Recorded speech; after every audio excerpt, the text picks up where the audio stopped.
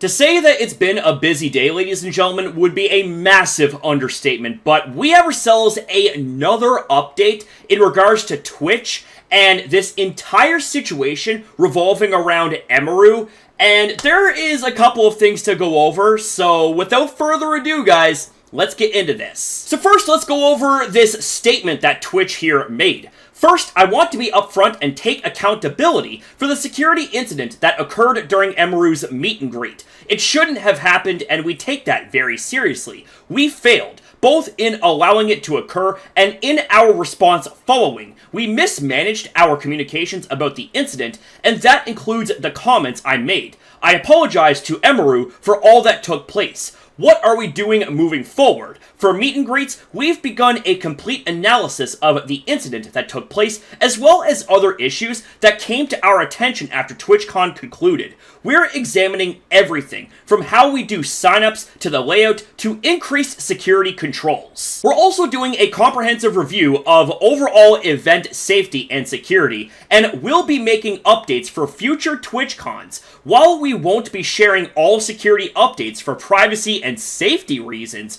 we will keep our community informed about changes that directly impact attendees. We have heard concerns about in-real-life streaming at TwitchCon. Twitch has evolved over the years, and in-real-life streaming is a part of Twitch, but we need to ensure that TwitchCon meets the needs of a variety of participants. We will be reviewing how we handle in-real-life streaming at TwitchCon, and we'll have more to share soon.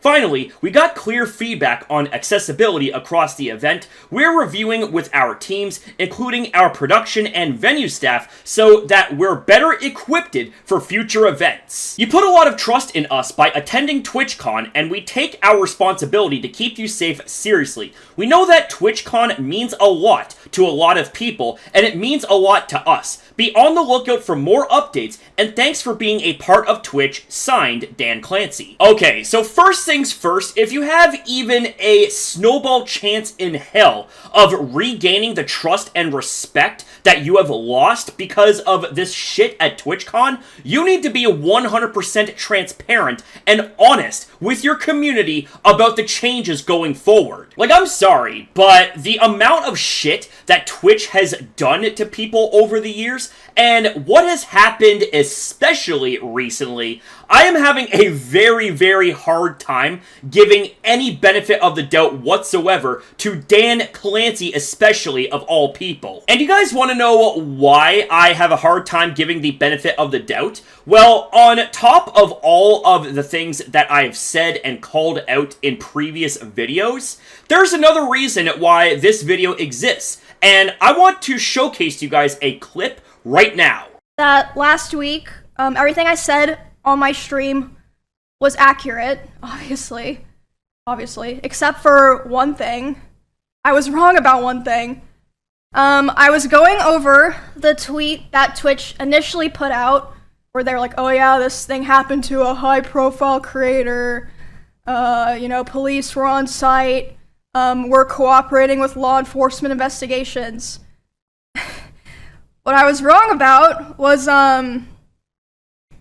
they were not cooperating with law enforcement investigations. I found that out on Monday when I got a phone call from the San Diego police, and they were talking to me, and they basically said, hey, we can't really do anything right now because they apparently know the name of the guy, but they're not giving it to us until a warrant goes through, which, if you know anything about that stuff, it usually takes a while, even, if it's expedited, which it was being expedited for me, but it still takes a lot of time. And they're like, yeah, they're refusing to give us the name, which, as far as I'm aware, is like a very common company thing, where they'll be, they don't want to give out names of potential people involved in crimes, because then, that person could maybe, sue them for giving their name to police. I don't know, something like that. That's what my lawyer said. But basically, they were, Twitch was trying to make sure that the guy that assaulted me didn't sue them, which meant that the police were not able to work on the case right away. So, yeah, I got a call about that on, I believe it was Monday. from the San Diego police. They were like, yeah, we're working on the warrant, but like right now, that's like all we can really do. But like we're trying our best. Just like want to let you know, we're gonna keep in the loop and everything. I was like, okay. I was very frustrated because I was like, damn, like I didn't know that on Saturday. I would have said that if I knew. Right. So I hope you guys understand with what Emiru is saying here. Twitch looks even worse than before. So first things first, Twitch outright lied about the situation. Surprise, surprise. They lied about cooperating with law enforcement regarding this situation. And what's even worse about this is that the San Diego PD actually said that Twitch refused to give out the name of the assaulter. And what is even more about this is that she said that Twitch was actually afraid of the assaulter suing them, even though he was 100% in the wrong, caught in 4K doing what he did to Emiru. So not only did Twitch straight up fucking lie out of their monkey asses, but it seems to me that they actually tried to sandbag the investigation revolving around the assault of Emiru. So if you guys had any benefit of the doubt whatsoever, even a small pube of hope that Twitch would change, well, you can throw all that out the fucking window and into a dumpster, pour gasoline up on that bitch and set it on fire, because Twitch absolutely scorched themselves. If nothing else does, this absolutely is the final nail in their coffin. And if I haven't said this before, I'ma say it now. The only reason why Twitch is apologetic, quote unquote, in this situation is not because it's genuine, it's because their bitch asses got fucking caught lacking in more ways than one. Had that video clip of Emiru being assaulted not surfaced, I guarantee you, folks, that Twitch wouldn't be making any noise whatsoever. Like, the amount of shit that has been absolutely wrong with Twitch over the years, all of the incidents, all of the criticisms, you could make an entire bingo game out of it to supplement a gathering of more than 2,000 people for an entire month. Like, I don't know if it's just strange coincidences that seems like that just one thing after another is happening in 2025, or if 2025 is genuinely the year of being cooked. Suffice it to say, Twitch needs a massive gutting, overhaul, and restructuring, because all of what's going on right now with Dan Clancy being at the helm,